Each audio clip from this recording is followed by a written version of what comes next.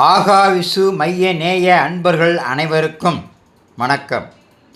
கஷ்டம் ஏன் வருகிறது?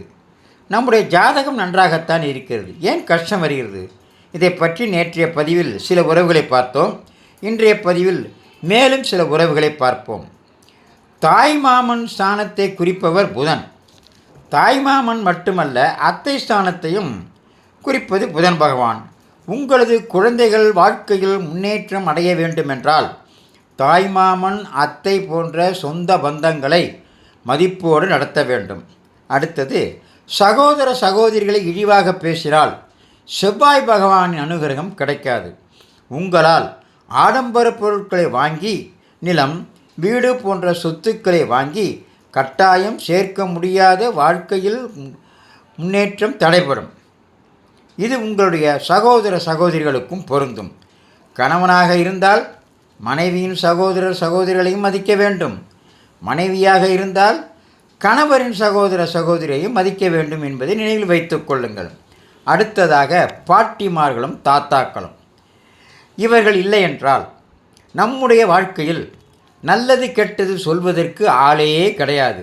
அதாவது ராகு கேதுவுக்கு உரியவர்கள் இவர்கள்தான். யார்? பாட்டியும் தாத்தாவும்.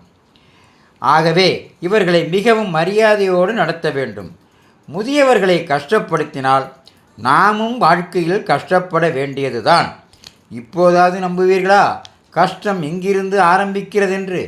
ஆக மொத்தம் உறவினர்களுக்குள் 1000 பிரச்சனைகள் இருந்தாலும், சண்டை போட்டாலும், ஒருவருக்கு ஒருவர் பார்க்காமல் பேசாமல் இருப்பதை தவிர்த்து அவர்களுடன் அன்புடன் பழகி அவர்களையும் சந்தோஷப்படுத்தி அதன் மூலம் நாமும் சந்தோஷமாக வாழ்வோம்.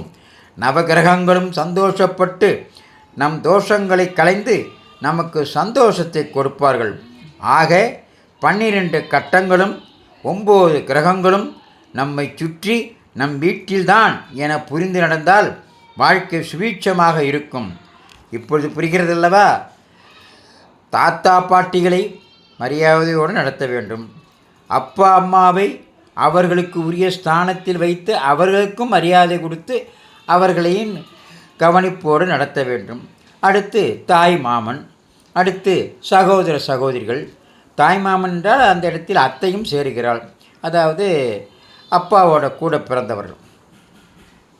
இப்படி கூட பிறந்தவர்களுக்கும் நம்முடைய சுற்றத்தார்களுக்கும் கணவன் மனைவிக்கும் தாத்தா பாட்டிகளுக்கும் சகலவித மரியாதை கொடுத்து அன்போடு நடத்தினால் நம்முடைய ஜாதகங்கள் எப்படி இருந்தாலும் நமக்கு கஷ்டங்களே வராது.